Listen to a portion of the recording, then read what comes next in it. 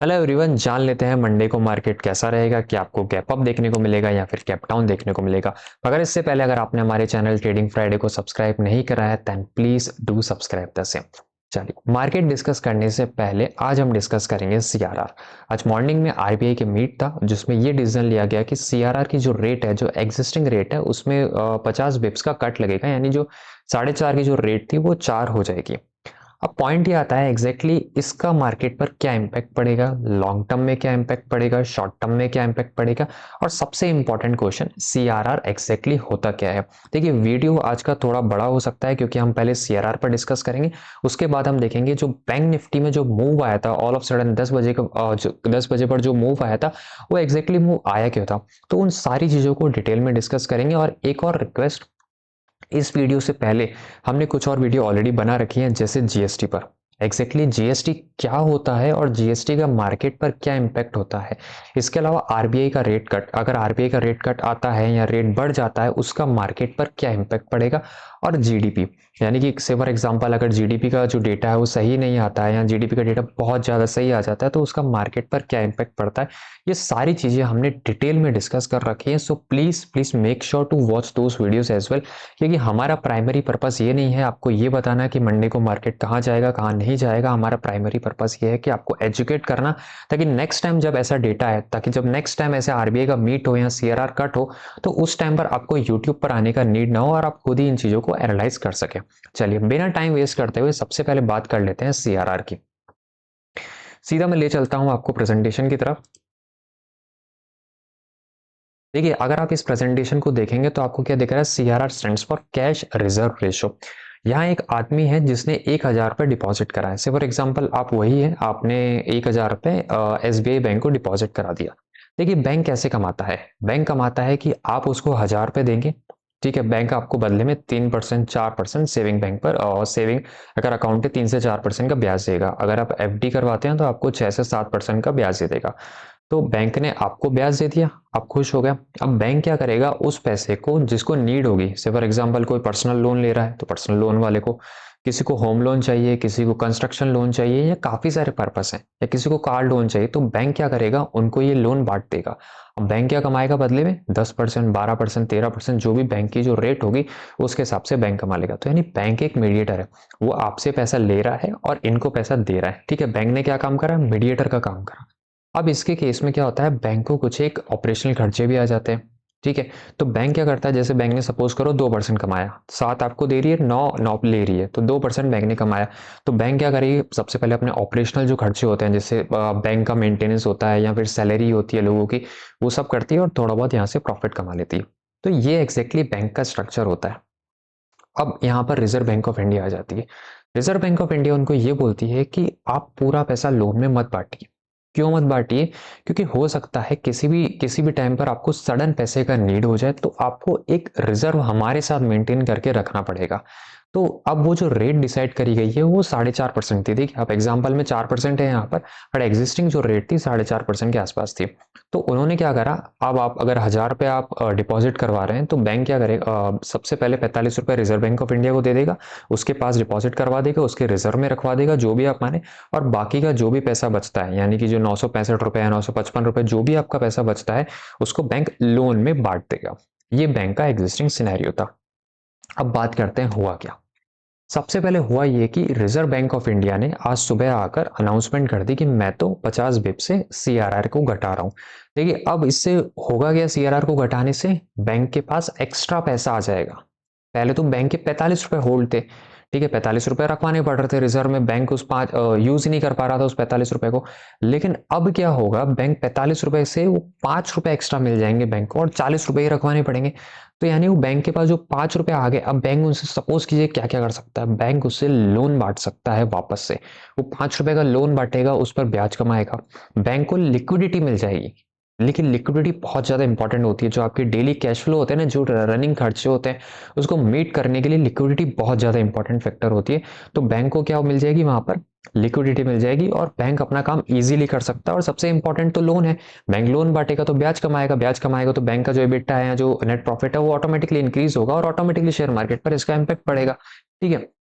अगर इसका wide example ले लेते हैं कि एग्जैक्टली आरबीआई ने क्यों बढ़ाया था।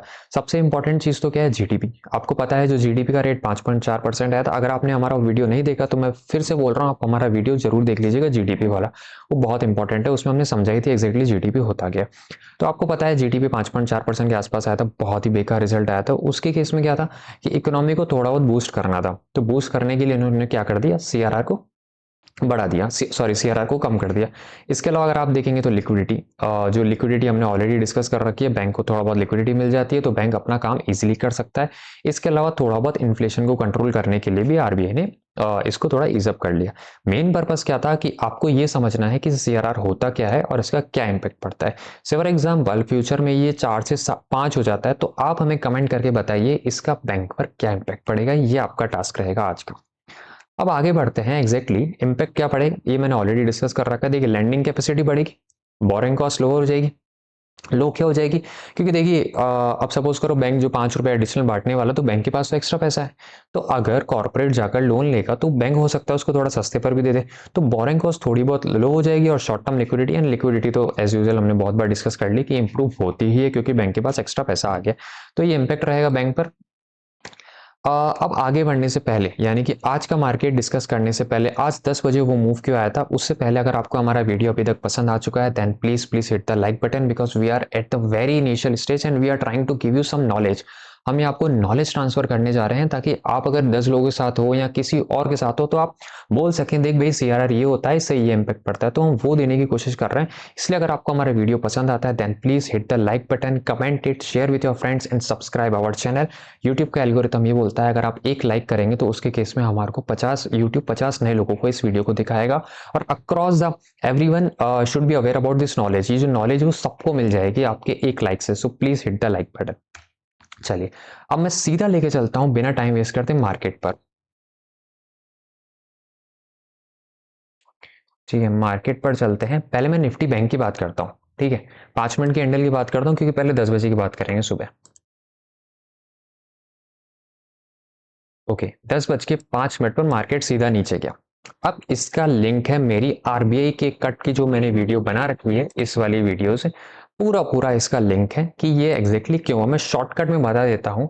उस टाइम हमने ये डिस्कस करा था, जो जीडीपी का डेटा आया, जो जीडीपी का जो डेटा आया था वो सही नहीं आया था। तो मार्केट कहीं ना तो कहीं एक्सपेक्ट कर रहा था यहाँ से जो आरबीआई की जो रेट है वो कम हो सकती है। ठीक है, मार्केट ने थोड़ा बहुत कम करा। अब आरबीआई के रेट कम करने से क्या होता है, इससे ये चीज आपको यहाँ पर मिल जाएंगी। शॉर्टकट में बता दूं तो इससे बैंक को बहुत ज्यादा फायदा हो सकता है, जो कॉर्पोरेट होती है उनको भी बहुत ज्यादा इससे फायदा होता है। तो कहीं ना तो कहीं मार्केट ये एक्सपेक्ट कर रहा था कि यहाँ से रेट कट हो सकती है, बहुत ज्यादा नहीं बट थोड़ा बहुत अनुमान था। अगर आपने, मैंने उस दिन भी बताया था 70%, अगर ब्लूमबर्ग ने जो पोल करवाया था उसमें 70 to 80% लोगों का मानना था कि रेट अनचेंज रहेगा, लेकिन 20 to 30% ऐसे लोग थे जो ये मान के चल रहे थे रेट कट हो सकता है।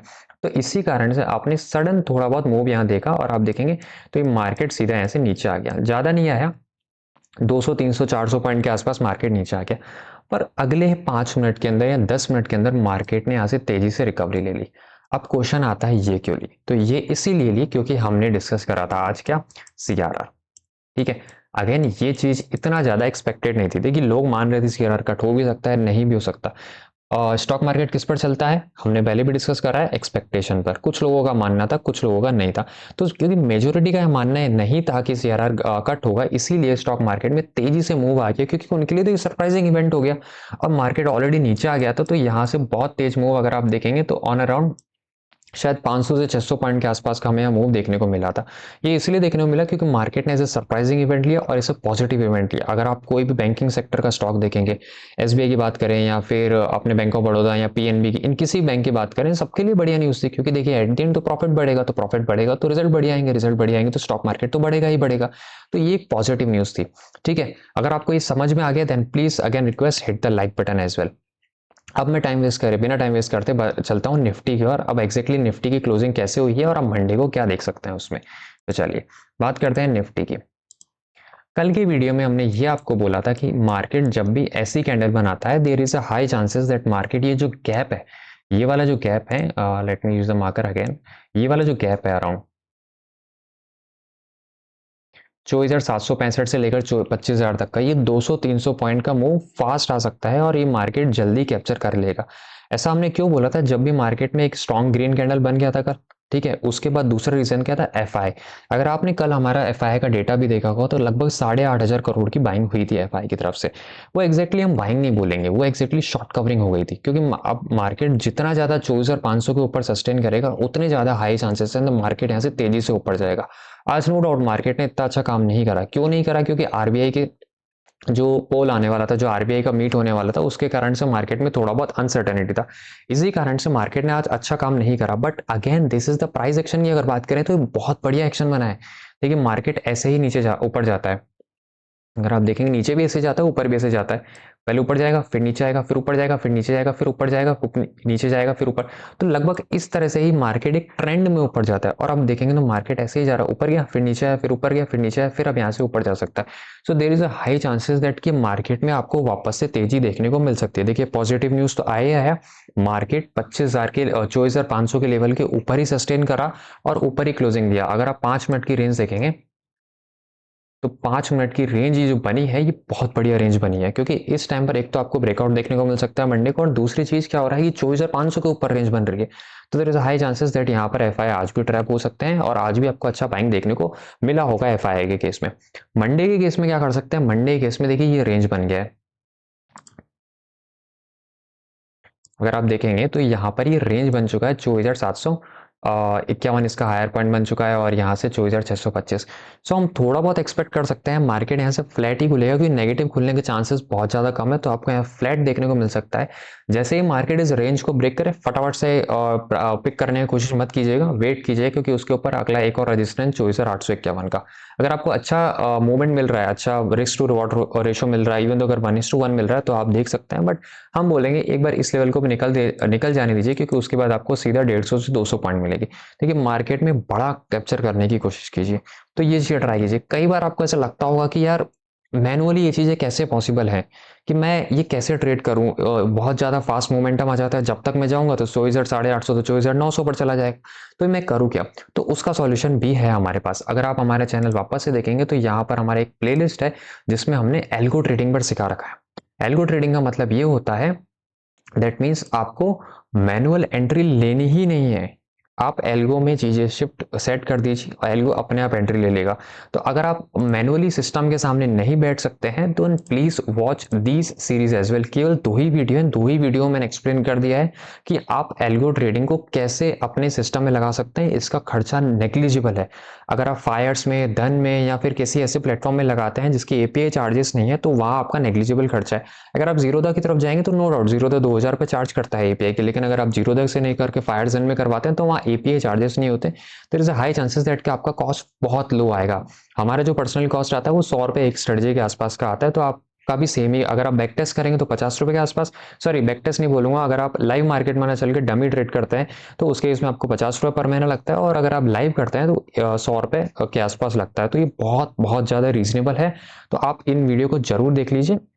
इसके अलावा अगर आप एज यूजल क्रिप्टो में इंटरेस्टेड हैं then please watch our crypto series as well, क्योंकि वहां हमने डिटेल में एक एक चीज आपके जो क्वेश्चन है उनका आंसर देने का कोशिश करा है। इसके अलावा हमने क्रिप्टो ट्रेडिंग में लाइव स्टार्ट की, तो आप वो सीरीज भी हमारी, जैसे ये वाला कैसे शुरू करें क्रिप्टो ट्रेडिंग, इसको भी एनालाइज कर सकते हैं।